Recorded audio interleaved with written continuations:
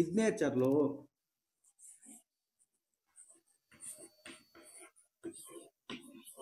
మీ యొక్క సిగ్నేచర్లో 3 మెథడ్స్ ఉంటాయి ఎప్పుడైనా కానీ. మీ యొక్క ఇన్కమ్ వస్తుంది, డబ్బు అయితే బాగా సంపాదిస్తారు, కానీ ఆ డబ్బు నిలబడదు.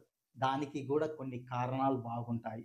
మీ యొక్క సిగ్నేచర్లో మనీ బ్యాగ్ అనేది ఒకటి ఉంటుంది. అది మీకు తెలుసా?